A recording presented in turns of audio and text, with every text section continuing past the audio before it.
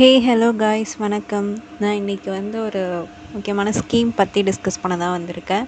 இந்த ஸ்கீம் கண்டிப்பாக எல்லாருக்கும் ஹெல்ப்ஃபுல்லாக இருக்கும். அந்த ஸ்கீம் பேர் என்ன அப்படின்னா பிபிஎஃப், பப்ளிக் ப்ராவிடென்ட் ஃபண்ட். இந்த ஸ்கீம் எப்படி, இதை பற்றின டீட்டெயில்ஸ் எல்லாம் நான் பின்னாடி வர சொல்லிட்டே வரேன். இந்த பிபிஎஃப் அக்கௌண்ட் யாரெலாம் எலிஜிபிள், யார் இந்த அக்கௌண்ட் ஓப்பன் பண்ணிக்கலாம் அப்படிங்கிறதையும் நான் சொல்கிறேன். பொதுவாக பிபிஎஃப் அக்கௌண்ட் அப்படிங்கிறது எந்த மாதிரியான ஸ்கீம்னா, அஃப்கோர்ஸ் சேவிங்ஸ் தான்.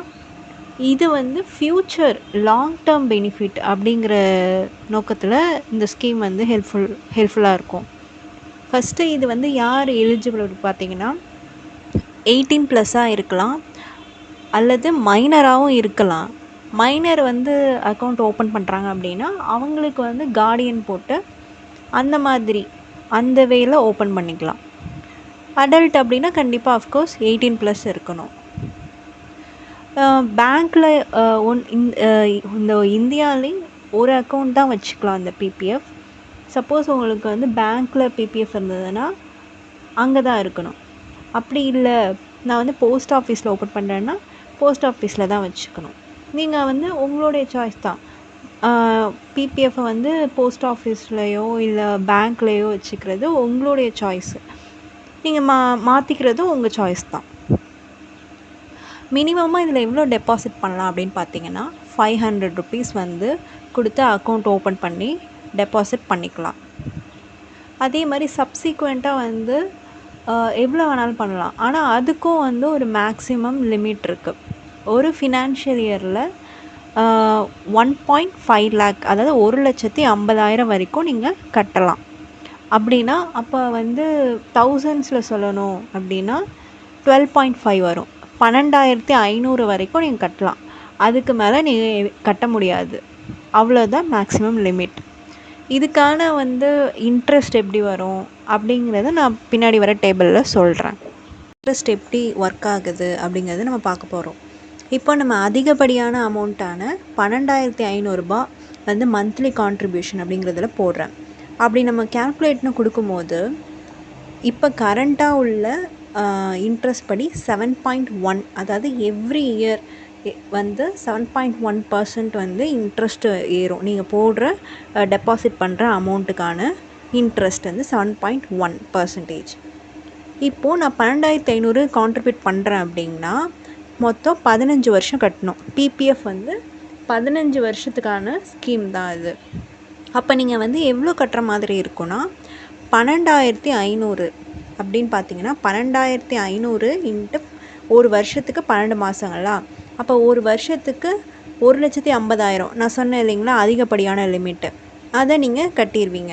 இன்ட்டு 15 அப்படின்னா 22,50,000 நீங்கள் டோட்டல் கான்ட்ரிபியூஷன் பண்ண போகிறீங்க இந்த 15 வருஷத்தில்.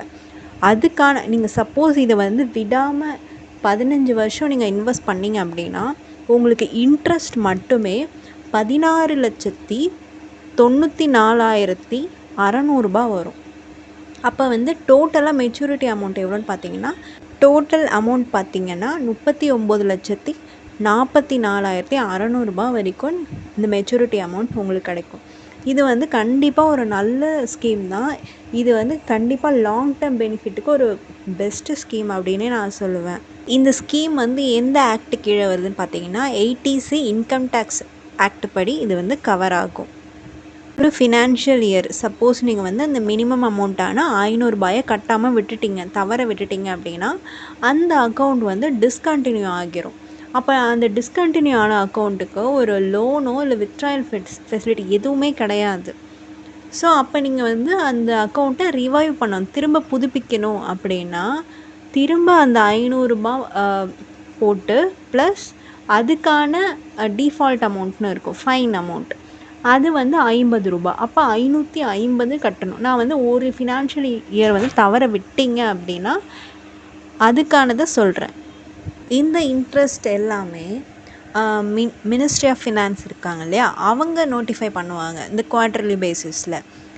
இன்ட்ரெஸ்ட் எப்படின்னா கேலண்டர் மந்தோட இந்த லோவஸ்ட் பேலன்ஸுக்கும் 5th டே அப்புறம் மந்த் எண்டில் கால்குலேட் பண்ணுவாங்க. யூஸ்வலாக இன்ட்ரெஸ்ட் ஃபினான்ஷியல் இயரோட எண்டில் வந்துடும். அப்படின்னா மார்ச் 31 மோஸ்ட்டாக இன்ட்ரெஸ்ட்காக வருவாங்க. அப்போ ஏறிடும். இன்ட்ரெஸ்ட் எண்ட் எல்லாமே வந்து டேக்ஸ் ஃப்ரீ தான்.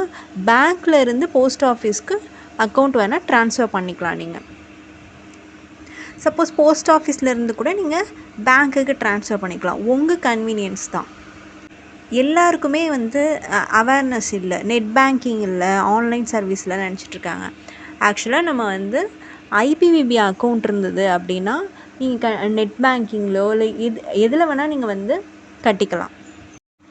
நீங்கள் வந்து இது கேஷ் மூலயமாவும் கட்டலாம், இல்லை செக் அப்படிங்கிற இதுலேயும் கட்டலாம். இல்லை ஐபிபிபி உங்களுக்கு அந்த ஒரு அக்கௌண்ட் இருந்தாலே நீங்கள் வந்து பிபிஎஃபாக இருக்கட்டும், இது இல்லாமல் வேறு ஸ்கீம்ஸுமே நீங்கள் கட்டலாம். அப்படி இல்லைன்னா நீங்கள் ஐபிபிபி அக்கௌண்ட் இல்லை அப்படின்ற பட்சத்தில் நீங்கள் ஓப்பன் பண்ணிக்கலாம். 0 பேலன்ஸில் கூட ஓப்பன் பண்ணி நீங்கள் அதில் அமௌண்ட் ட்ரான்ஸ்ஃபர் பண்ணி அதில் நீங்கள் அது வழியாக பிபிஎஃப்ஓ இல்லை வேறு ஏதாவது ஸ்கீம் கட்டினாலும் கட்டிக்கலாம். ஐபிபிபிக்கு எல்லாருக்கும் தெரிஞ்சது தான். ஒரு பயோமெட்ரிக் வேணும். அதுக்கான ஸ்டெப்ஸ் வந்து ஈஸி தான். ஒரு 2 மினிட்ஸ் கூட ஆகாது ஓப்பன் பண்ணுறதுக்கு. அதே மாதிரி லோன் எப்படி எடுக்கலாம் அப்படின்னா, இப்போ நீங்கள் வந்து 2025 to 26க்கு கட்டுறீங்க அப்படின்னா 27லேருந்து 2028 அந்த ஃபினான்ஷியல் இயரில் எடுத்துக்கலாம். நீங்கள் லோன் வந்து 5 இயர்ஸ்க்குள்ளே எடுத்துக்கணும். 25% வரைக்கும் லோன் கிடைக்கும். இப்போ நீங்கள் வந்து உங்கள் அக்கௌண்ட்டில் 1,45,350 ரூபா இருக்குன்னு வச்சுப்போம் உங்கள் பேலன்ஸ். நீங்கள் இது வந்து 2025 to 2026 ஃபினான்ஷியல் இயரில் கட்டியிருக்கீங்க. அப்போது 2027 வந்து உங்களுக்கு 36,338 ரூபா வரைக்கும் லோன் எடுத்துக்கலாம். ஒரு ஃபினான்ஷியல் இயரில் ஒரு லோன் தான் எடுக்கலாம். செகண்ட் லோன் எடுக்கணுன்னா அந்த லோனை பே பண்ணியிருக்கணும். சப்போஸ் 36 months அதாவது 3 இயர்ஸ்க்குள்ளே பெய்டுனா 1% இன்ட்ரெஸ்ட் ஃபார் லோன்.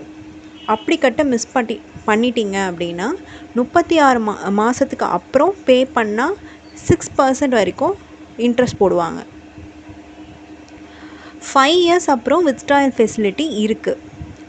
இப்போது நீங்கள் 2025லேருந்து 2026 கட்டுறீங்க அப்படின்னா 2031 to 32 அந்த ஃபினான்ஷியல் இயரில் வித்ட்ராயல் பண்ணிக்கலாம்.